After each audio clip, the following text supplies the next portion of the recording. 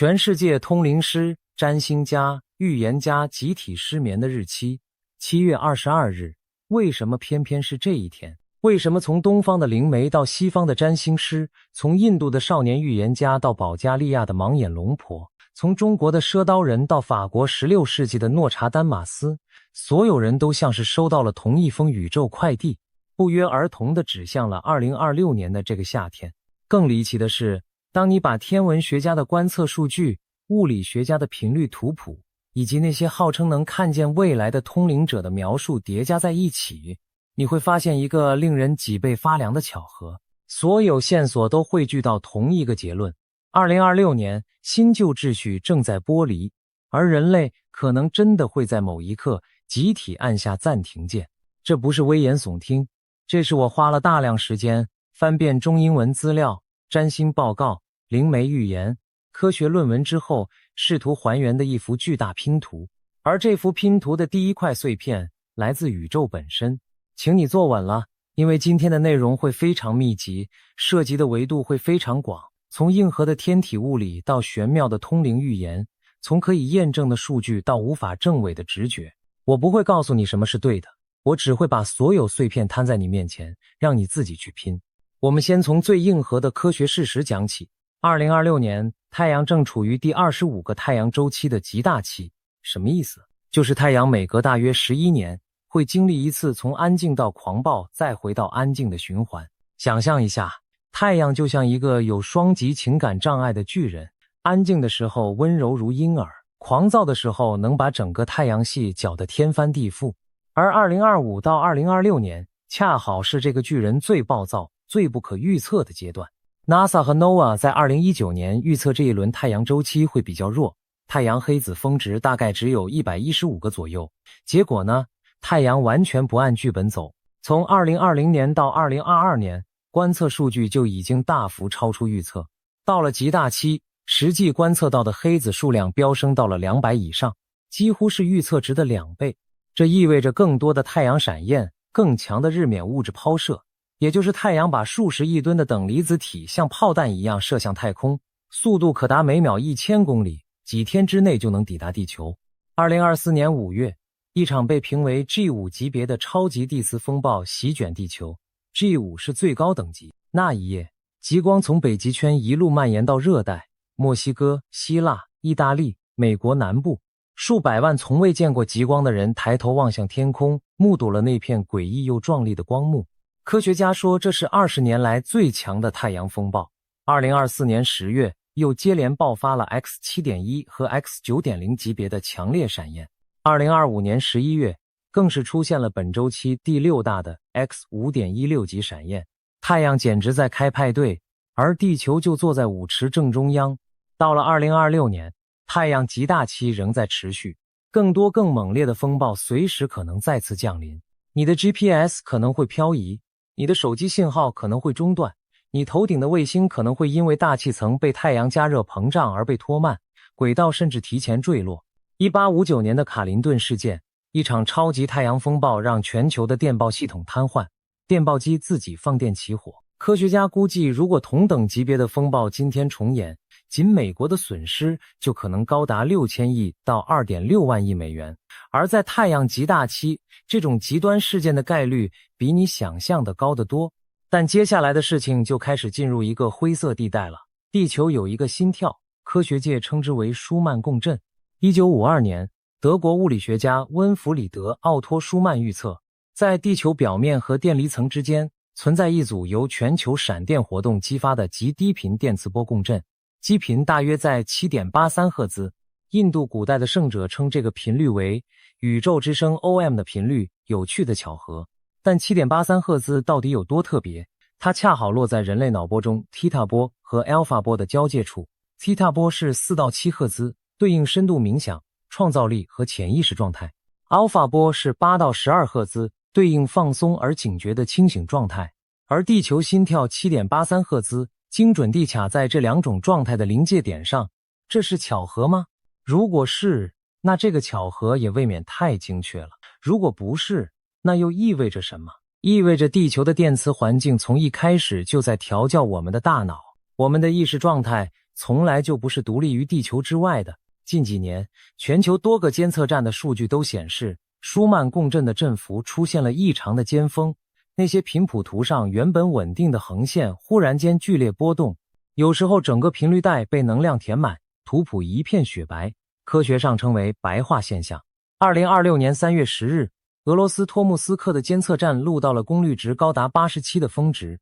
3月21日起，更出现了长达30个小时的数据黑屏，舒曼共振的图谱直接消失。什么概念？平常稳定跳动的地球心跳忽然间猛烈加速，然后直接断线，而这段黑屏恰好伴随着一场强烈的地磁风暴。灵性社群的人把这些现象解读为地球正在升频，人类意识正在被宇宙重新校准。科学家则会告诉你，振幅变化反映的是闪电活动分布、太阳风暴对电离层的扰动等因素。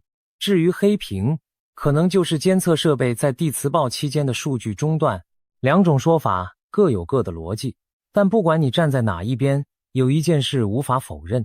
2026年，地球的电磁环境正在经历剧烈变动，这与太阳极大期、行星运行周期以及多位预言家指向的转折点在时间上完美重叠。好了，说完科学灰色地带，我们来聊聊天上的星星在搞什么鬼。2026年的星象被整个占星界称为大重置之年。注意，不是某一个占星师这么说，而是几乎所有认真研究2026年星盘的人都得出了类似的结论。为什么？因为有太多百年难遇甚至数百年一遇的行星大事件在这一年里密集发生，我们一个一个来。1月26日，海王星正式进入白羊座。海王星掌管梦境、幻觉、灵性、直觉和想象力。它在每个星座大约停留14年，绕黄道一圈需要大约165年。上一次海王星在白羊座是1861到1875年，那段时期发生了什么？美国南北战争、意大利统一、日本明治维新、全球工业革命加速推进，每一件都是旧秩序崩塌、新秩序诞生的标志性事件。海王星进白羊座意味着一个崭新的灵性行动周期开启，梦想不能再只是飘在云端的泡泡，它必须落地生根化为行动。但同时，自我膨胀的伪灵性、英雄崇拜以及打逐使命、旗号的操控也会大量出现，这是一把双刃剑。2月13日，土星也进入白羊座，一待就是2年半。土星是业力之星，时间守护者，宇宙里最严格的考官，它不送礼，只出考题。当土星和海王星同时坐镇白羊座0度，也就是整个黄道的起点，占星师称之为世界轴心或创世度数，这等于是在宇宙层面上按下了一个巨大的重启键。上一次土星海王星在白羊座0度形成合相，已经是久远到大多数人都无法记忆的年代。2026年2月20日，土海合相在白羊座0度45分精准成型，这被多位占星师称为2026年最重要的单一天文事件。它宣告的是，梦想必须结晶为现实，而那些虚幻的、逃避现实的、自我欺骗的旧模式将被无情粉碎。4月25日，天王星正式进入双子座。天王星是叛逆之星、骤变之星、觉醒之星、科技革命之星。它在金牛座待了8年，翻搅了整个物质世界，数位货币崛起，远程工作普及，供应链重组，人们对拥有和价值的定义被彻底改写。现在他来到掌管思维、沟通、信息和语言的双子座，将在这里驻扎7年。这意味着我们思考的方式、获取和传播信息的方式、学习的方式，甚至语言本身，都将经历一场前所未有的革命。AI 在这个期间会进化到什么程度？人类的认知边界会被推到哪里？5月份，天王星还会与象征彻底蜕变的矮行星赛德纳形成合相。占星师认为这是打开多维度意识之门的钥匙。6月底，木星进入狮子座。木星是扩张之星，幸运之星走到哪里就把哪里的能量放大。狮子座代表心、创造力、自我表达、勇气和慷慨。木星在狮子座会点燃每个人内心那团被压抑已久的火焰，你会有一股冲动，想要活出最真实的自己，想要创造，想要表达，想要用生命去触动其他生命。这股能量会在7月29日木星与太阳精确合相时达到顶峰。然后重点中的重点来了，7月26日，月亮北焦点翻转进入水瓶座，南焦点进入狮子座。月焦点不是实体的天体，而是月球轨道与黄道交叉的两个数学点，但在占星学中，它们的意义极为重大，因为实相就发生在月焦点附近。日食和月食在占星传统中被视为最强大的命运开关，能在极短时间内撕裂旧的生命篇章，开启全新的命运轨道。北焦点代表命运饥渴的方向，也就是人类集体需要朝向的成长方向。南焦点代表业力舒适区，也就是那些熟悉但需要释放的旧模式。北焦点进水瓶座，意味着集体命运的方向是走向社群、创新、平等、去中心化、人道主义和对未来的共同愿景。南焦点在狮子座，意味着我们必须放下对个人光环的执着，对舞台中央的渴望，对被崇拜、被关注的需求，以及那些建立在自我中心之上的权力结构。这就是新旧秩序剥离的天文版剧本。而且请注意，这个十象轴线的威力不只是7月那一刻，它会持续整整18个月，从2026年7月到2028年3月。在这18个月里，一系列日食和月食会接连轰炸水瓶座和狮子座，每一次实相都像是一记重锤，把旧的结构再敲碎一点，把新的种子再埋深一点。2026年2月17日的水瓶座日食是第一季，8月12日的狮子座日食是第二季，8月27日的双鱼座月食是第三季。每一季都会带来意料之外的命运转折。还有一件很多人忽略的事，2026年在中国农历中是丙午年，也就是火马年。火马在传统命理中是极其罕见且能量极端的年份，代表冲劲、勇猛、巨变和不可预测的爆发力。上一个火马年是1966年，那一年全球发生了什么？中国的文化大革命爆发，美国民权运动达到高潮，全球范围内的社会巨变风起云涌。火马年的能量像一匹脱缰的野马，载着你飞奔，但你能不能留在马背上，取决于你的核心力量和临场应变。如果你准备好了，火马年会把你带到你做梦都没想过的远方。如果你没准备好，你可能会被甩下马背，摔得很惨。而7月22日呢，它恰好落在这次月焦点大翻转的前几天。在占星学中，重大行星事件的能量不是开关式瞬间启动的，而是像海潮一样，提前数天甚至数周就开始汹涌灌入。7月22日正处于这股宇宙洪流最猛烈的涌入区，而且那个时候水星正在巨蟹座逆行。水逆在占星中对应的是通讯混乱、旧事重提、计划受阻，再加上月焦点的剧烈能量，整个7月下旬可以说是2026年宇宙能量最密集、最动荡的时段。更巧的是，印度少年预言家阿南德在他的2026预言影片中明确点明了7月24日前后的9天和最后10天为需要特别警惕的高风险时间窗口。7月22日就精准地落在这个窗口之内，所以请注意，这不是某一个人拍脑袋想出来的日期，这是太阳周期、地球频率异常、行星罕见排列、月焦点历史性翻转，以及多位预言者独立得出的交叉指向共同聚焦的一个时间节点。宇宙正在用各种不同的语言对人类反复说同一句话。2026年7月，你准备好了吗？先说保加利亚的盲眼龙婆巴巴万加，她生前留下的预言曾精准命中戴安娜王妃之死、911恐怖攻击、英国脱欧以及新冠疫情等重大事件。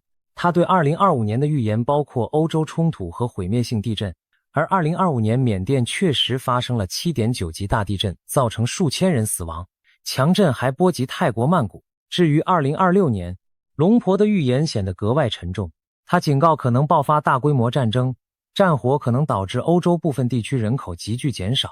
回头看看2026年2月底美国和以色列联手空袭伊朗的事件，不得不说他的中东战火预言确实让人背脊发凉。他还预言 AI 将在这一年永远改变人类的工作和生活方式，甚至出现反噬风险。最惊人的是，他预言2026年11月人类将首次与外星智慧生命接触。当然他也有很多没应验的预言，比如哈利王子取代查尔斯登基这种离谱的预测。所以我们听归听，但必须保持清醒。再来是400多年前的诺查丹马斯，他的预言诗中有一段常被引用的话，大意是：当火星主宰星辰之路，人血将洒满圣殿，3团火焰从东方升起，而西方在寂静中失去光明。解读者认为，东方的3团火焰指的是亚洲力量的崛起，而西方失去光明，暗示欧美旧秩序的衰落。他的第8卷第77首更是让人深思，反基督很快消除了那3个，他的战争将持续27年。如果从1999年他最著名的恐怖大王预言开始计算，27年刚好就是2026年。中国的大纪元也有文章分析了这个时间点，认为这与推背图等东方预言形成了惊人的呼应。有网友甚至发现2026年前后出现了罕见的行星连珠天象，与古代许多预言文本中描述的末世天象高度吻合。说到东方的预言，不得不提中国的预言传统。在中国民间，有一种神秘的赊刀人传说。赊刀人只赊不卖，留下预言，约定预言应验后再来收钱。去年秋天，赊刀人竟然出现在辽宁和河北。有网友拍到一位衣着朴素、面带腼腆的赊刀人在河北承德兜售菜刀，说他的刀3年后收钱。3年后是哪一年？2026年。有人问他，3年后你找得到人吗？赊刀人就不回答了。这个沉默本身就让人不寒而栗。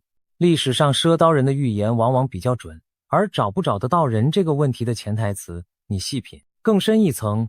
有精通天象的网友从罕见的行星连珠中发现了端倪。一般几个行星连成一线就称为连珠，而2026年前后出现的行星排列，与古代多个预言文本中描述的末世天象呈现出惊人的对应。中国古老的推背图，这部据传由唐代李淳风和袁天罡合著的预言奇书，其中的某些图像和谶语，在一些研究者看来也暗示着2026年前后的某种重大变局。当然，推背图的解读向来众说纷纭，但它与诺查丹马斯跨越文化的时间交叉点本身就是一个耐人寻味的巧合。另外，从数字的角度看，2026年在数字学中是一个一年2加0加2加6等于10， 1加0等于1， 1代表的是全新的开始，是9年循环的起点。这意味着不只是这一年本身在重启，而是从2026年开始的未来9年都会被这个起点的能量所定义。占星师们说这是起点中的起点，因为2026年不只是一个周期的开始，而是多个大周期同时归零重启。海王星165年的黄道周期从头开始，土星28年的黄道周期从头开始，月交点的18个月十象周期从头开始，数字学的9年循环也从头开始。这么多重置讯号同时闪烁，宇宙到底在暗示什么？然后是最近非常活跃的印度预言家阿南德，他在最新影片中指出2026年将是400年一遇的重大历史转折点。他特别点名中国、韩国等4个高风险国家，说中国将面临重大问题。同时，他提出3个需要高度警惕的时间窗口：4月下半月、7月24日前后以及11月中旬。他认为恐怖主义的本质是通过让社会处于集体创伤状态来影响地缘政治决策，因此提前知道这些风险时间点可以从心理上减轻冲击。但他也强调2026年可能是医学和科学取得重大突破的一年，祸福相依。英国灵媒帕克在他2015年出版的书中就预言了未来会有巨大的气体云威胁整个国家。他后来具体指出，这场灾难的源头可能来自日本附近的海底火山爆发，因为印度古老的纳迪叶占卜中出现了一个地名亚马帕克，认为这指的就是日本古称大和。这种跨文化的预言交叉验证本身就很有意思。帕克还警告2026年地缘政治冲突可能升级为间接战争，国际领导人面临刺杀风险。但最后他也强调，这一切不是绝望的信息，而是伟大觉醒的开端。人类有能力通过集体的正向意识来改变未来。泰国灵媒 Play 师傅的预言更加具体和令人不安。他看到2026年真正危险的不是公开战争，而是隐形战争。局部地区可能出现试验性释放的生物武器。他说社会上会出现越来越多查不出原因的怪病，比如难以治愈的肺炎或异常严重的腹泻。他的灵视中还出现了结核病和黑死病2个词。同时他预言2026年将是雨水过多的一年，地球的核心似乎出现了偏移，气候结构在转变，东南亚沿岸可能成为新的风暴前线。他反复强调自己不是算命师，只是一个翻译讯息的人，将灵界的提醒如实传达，目的不是制造恐慌，而是让人提前防范。最后也是最让我震撼的，是一位名叫伊丽莎白的姚氏通灵师，他的这段话我认为值得逐字品味。他说，2026年是一个关于锚定新地球时间线的年份，我们不会一下子完全进入那个状态，但这是新地球时间线的开始，这是一个需要你做出选择的时刻。你想要滋养什么样的频率？你是想滋养和平、合一、宽恕和无条件的爱，还是选择滋养恐惧、愤怒、分裂、攻击性、嫉妒、执着以及物质主义？无论是你的想法、行为，还是你所处的环境，以及你身边的人所关注的东西，这些都会构成一种能量，一种频率，也就是你正在喂养的那条时间线。你听到了吗？你正在喂养的那条时间线。这句话本身就值得我们停下来好好想一想。它的意思是，未来不是单一的、被锁死的剧本，它是多重的、流动的、分支的。而你此刻的每一个选择、每一个念头、每一次注意力的投注，都在微调你的频率，决定你最终会滑入哪条时间线。新地球和旧地球不是两个地理位置不同的星球，它们是两个频率不同的现实版本。你的恐惧在喂养旧地球那条时间线，你的爱在喂养新地球那条时间线。就这么简单，也就这么残酷。因为大多数人的注意力是自动驾驶模式的，被新闻、社交媒体、焦虑和惯性拽着走，根本没有意识到自己每时每刻都在投票。第一层，太阳。第25太阳周期极大期远超预期。太阳以科学家始料未及的狂暴姿态向地球倾泻海量高能粒子和电磁辐射，这不是预言，这是白纸黑字的观测数据。第二层，地球。舒曼共振出现前所未见的异常波动，地球电磁心跳加速并剧烈震荡，甚至出现数据黑屏。不管你怎么解释，它正在发生。第三层，星空。海王星和土星进入白羊座，开启全新的大周期。天王星进入双子座，引发思维和信息革命。木星进入狮子座，点燃创造力之火。月焦点在7月翻转至水瓶座和狮子座，轴线开启新的命运篇章。多个数百年一遇的行星事件密集挤在2026年。第四层，预言。从东方到西方，从16世纪到21世纪，从科学家到灵媒，无数条独立的预言线索如河流汇聚到同一个时间点。第五层，科学警告。已故物理学家海因兹·冯·佛斯特早在1960年就在权威期刊《科学》上发表论文，以人口增长的数学模型预测人类文明可能在2026年11月13日走向某种临界点。他的模型当然有可商榷之处，但这个日期如此精确地落在2026年，本身就让人沉思。这5层现象之间有因果关联吗？主流科学会说没有。太阳活动是太阳活动，占星是占星，预言是预言。但如果你愿意退后一步，用更大的视角去看，你会发现一个不安的历史模式。1859年的超级太阳风暴对应的是美国内战前夕的社会撕裂。20世纪初太阳活动的高峰期对应了2次世界大战。1989年的地磁暴让加拿大魁北克停电9小时，影响600万人。太阳的能量是否在某种我们尚未完全理解的层面上影响着人类的集体意识和行为？这个问题科学目前没有定论，但也无法轻易否定。说到科学和灵性的灰色地带，还有一个不得不提的古老预言体系——印度的 Bhavishya-Malika。这部据传由16世纪圣者阿丘塔南达撰写的预言经典，在全球灵性社群中越来越受到关注。研究者们从中解读出与2026年高度相关的内容，涉及宇宙级别的灾变、政治权力的转移、自然浩劫的频发，以及在这一切毁灭性事件之后到来的净化和灵性复兴。有趣的是，许多灵性分析师强调，巴维沙马里卡中的2026年并不是一个末日年，而是一个转化年。预言不以毁灭结束，而是以平衡的恢复、新秩序的诞生和灵性觉醒作为终章。这个基调和伊丽莎白描述的新地球时间线的锚定惊人地一致。美国 HeartMath 研究所多年来一直在全球部署磁场探测器，试图研究人类集体情绪与地球磁场之间的关系。他们的全球一致性倡议计划提出了一个大胆的假设：人类的集体意识状态与地球的电磁场环境之间可能存在双向互动。也就是说，不只是地球的磁场影响我们，我们的集体情绪和意识状态也可能反过来影响地球的磁场。这个假设在主流科学界仍然颇具争议，批评者认为它的方法论不够严谨。但如果我们暂时放下是非对错的判断，单纯把它当作一种可能性去思考，它带来的启示是深远的。如果人类的集体意识真的能够影响地球的电磁环境，那么在2026年这个宇宙能量极度密集的年份里，我们的想法和情绪就不再只是个人的私事，而是直接参与地球命运编写的力量。这也解释了为什么几乎所有的通灵师和灵性导师在谈到2026年时，最终都会回到同一个核心建议：管好你的意识，管好你的注意力，管好你投入的情绪能量。因为在能量高度敏感的时期，你的内在状态会以超乎想象的速度和幅度反映到你的外在现实中。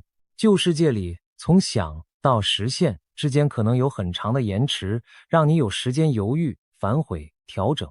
但在新能量场中，这个延迟在急剧缩短，你想什么，你就很快会遇见什么。这既是天大的机遇，也是天大的风险。第一种，物质层面的停止。如果一场卡林顿级别的超级太阳风暴正面击中地球，全球电网可能瘫痪，通讯卫星可能失灵， GPS 导航可能崩溃，网络可能中断，所有依赖电子设备运行的现代生活都会在那一刻按下暂停键。在太阳极大期，这不是科幻电影的剧情，这是 NASA 和 NOAA 明确列出的风险清单上的项目。你想想看，如果全世界同时停电停网哪怕一天，现代社会会变成什么样？所有的金融交易、物流系统、通讯网络、医疗设备全部停摆。在那一刻，人类确实会所有动作全部停止。第二种，意识层面的暂停。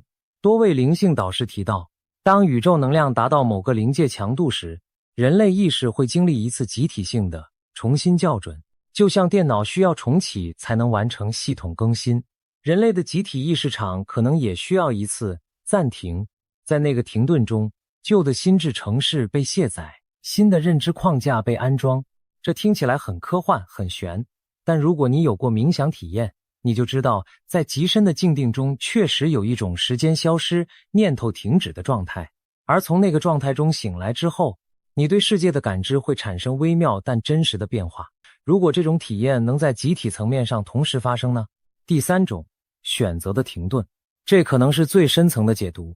在新旧秩序剥离的临界点上，每个人都会被迫面对一个无法回避的问题：我到底要选哪条路？不是脑袋里的理性选择，而是频率层面的自动分流。你日常生活中投注最多注意力、倾注最多情绪能量的东西，就是你的频率标签。你看什么、听什么、想什么、说什么、做什么，这些加总起来的能量签名，会在那个宇宙大分流的节点上，精准地把你分配到对应的现实版本中。在那个选择点上，所有模糊地带消失，你再也不能脚踩两条船。这就是所谓的停止，是在分流之前的那一秒钟的凝固，像子弹时间一样，一切暂停，然后你被自己的频率带向你配得上的那个版本的未来。这让我想到一个隐喻，火车站的分轨装置，你看过吗？两条铁轨在分叉之前看起来几乎平行，差别肉眼不可见，但一旦通过那个分叉的转折器，两条轨道就会越行越远，最终通往截然不同的目的地。很多人以为新地球和旧地球的分离是某一天突然啪一声发生的，其实不是，分轨一直在缓慢进行，只是大多数人感觉不到。但在2026年的某些关键节点上，分叉会变得更陡峭、更明显、更不可逆，就像那个转折器终于搬到位了。那新旧秩序正在剥离，到底在说什么？我认为他在说，过去数千年来支配人类社会的那套深层操作系统正在崩解。这套系统的核心代码是什么？恐惧。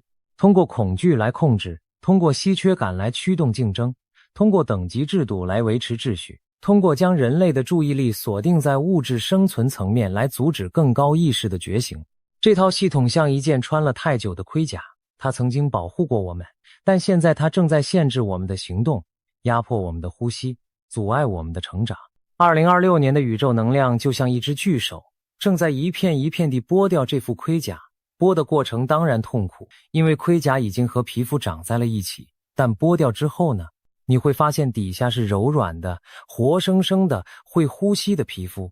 天王星在双子座会让越来越多被隐藏的真相浮出水面，你会看到中心化的媒体叙事被分散式的个体声音瓦解，你会看到 AI 带来的认知革命，同时也带来了什么是真实的集体危机。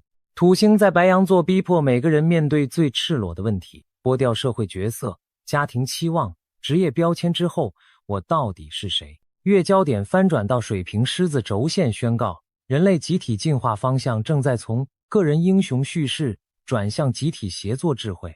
过去几百年，我们崇拜站在金字塔顶端的那一个人，未来属于每个独特的个体，像乐器一样加入一首更宏大的交响曲。转型期从来不美好，蝴蝶破茧要挣扎到几乎窒息，分娩的剧痛是任何镇痛剂都无法完全消除的。2026年，你可能会看到地缘冲突升级，经济剧烈震荡，极端天气频发，社会撕裂加剧，科技伦理危机爆发。龙婆预言了这些，诺查丹马斯预言了这些，阿南德预言了这些。你可能会觉得世界正在崩坏，但如果换个角度看，崩坏和重生是同一枚硬币的两面。正在崩塌的是不再服务于人类最高利益的旧结构，正在涌现的是被压抑了太久的新可能。就像森林大火烧掉枯枝败叶之后，反而为新生命腾出了空间。2026年的大变天，也许就是一场宇宙级别的森林大火。那我们该怎么办？我想了很久，觉得答案其实出奇的简单。但在说答案之前，我想先问你一个问题：最近这1-2年，你有没有感觉到一些奇怪的变化？比如说，你忽然对以前热衷的事情失去了兴趣，你莫名其妙的想要改变生活方式，想要离开待了很久的工作或者一段关系，你的睡眠模式变得不稳定，有时候凌晨3、4点莫名醒来，大脑异常清醒，你偶尔会有一种强烈的感觉，觉得有什么大事要发生了，但又说不出是什么。你对噪音、人群、负面信息变得比以前更加敏感。如果你有以上任何一种体验，恭喜你，你不孤单。全世界有越来越多的人在报告类似的现象。灵性社群称之为扬升症状，主流医学可能会说是焦虑或自律神经失调，但不管怎么命名，这些体验是真实的，而且它们在2025到2026年期间变得越来越普遍。也许你的身体和意识已经在提前调频了，只是你的头脑还没跟上。好了，回到那个问题，我们到底该怎么办？答案是调频。还记得伊丽莎白的话吗？你正在喂养哪条时间线？如果你整天被恐慌的新闻淹没，你就在为恐惧的时间线充值；如果你把所有精力都花在抱怨和批判上，你就在为衰败的时间线投票。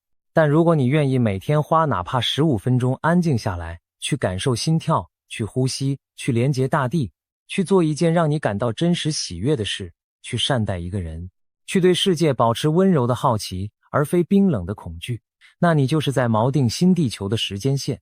2026年的宇宙能量是猛烈的，但猛烈不等于毁灭。高温高压下，碳才能变钻石。这股能量是来催化你的，逼你活出最真实、最勇敢、最有爱的版本。你可以在压力下碎裂，也可以在压力下结晶，这取决于你内在的结构是否足够稳定。而内在结构的稳定来自于你平时有没有在做那些看起来很无用的事，冥想、散步，在大自然中发呆，和真正信任的人深谈，写日记、画画、唱歌、跳舞，任何让你回到此刻，而非被过去的遗憾和未来的焦虑拉扯的事情。这些不是奢侈品，在2026年，它们是生存必需品。我还想说，不要孤立自己。水瓶座的北焦点在呼唤我们走向社群，找到那些和你频率相近的人，和他们建立真实的连结。不是社交媒体上的点赞之交，而是那种能够在深夜3点打电话说我不太好的关系。在宇宙能量剧烈波动的时期，人与人之间的真实连结就像锚，能帮你在风暴中保持稳定。最后我想强调一个也许让你不太舒服但极其重要的观点，所有预言，无论来源多么权威，它们展示的都是可能性，而非必然性。未来是由此刻的无数个选择共同编织的。如果你因为这支影片而陷入恐慌，那你就把预言当成了诅咒，而且你正在用恐慌去喂养你最不想要的那个版本的未来。但如果你因为这支影片而开始更有意识的生活，开始留意自己投注注意力的方向，开始对身边的人多一分善意，开始认真思考，我到底想成为什么样的人，想活在什么样的世界里，那你就把预言当成了最珍贵的礼物。2026年7月22日，也许在物质世界里什么戏剧性的事都不会发生，太阳照常升起，上班族照常挤地铁，街角的咖啡店照常飘出香味。但在那些肉眼看不见的维度里，在地球的电磁场里，在太阳的粒子流里，在月焦点的翻转中，在你我意识最深的暗流里，一场无声的革命已经启动了。新旧秩序正在剥离，新地球的时间线正在被锚定，而你此刻正站在这个人类历史上最壮观的分岔路口。我忍不住想起一个历史画面：1492年哥伦布出航前夕，欧洲人以为世界是平的，海的尽头是万丈深渊。那时候大多数人的生活照旧，耕田、放牧、进教堂祈祷。没有人知道地球另一面有一整片大陆在等着他们，没有人知道他们脚下的这个世界即将被永远改写。而那些感觉到有什么不对劲的人，那些顶着嘲笑和恐惧出海的人，他们不是因为确定会成功才出发的，他们是因为内心有一个声音告诉他们不能再留在原地了才出发的。我觉得2026年的我们也站在类似的海岸线上，旧大陆在身后渐渐沉没，新大陆在雾中若隐若现。没有人能保证前方的航路是安全的，但留在原地等待旧大陆沉没是唯一确定的死局。所以不要问2026年7月22日会发生什么，去问我要成为什么样的人来迎接它。不要等宇宙给你确定的答案，去用你的生命去创造那个答案。不要把自己的力量交给任何预言家、通灵师或星象图，把它收回来，放在你自己的心里，那是全宇宙最安全也最强大的地方。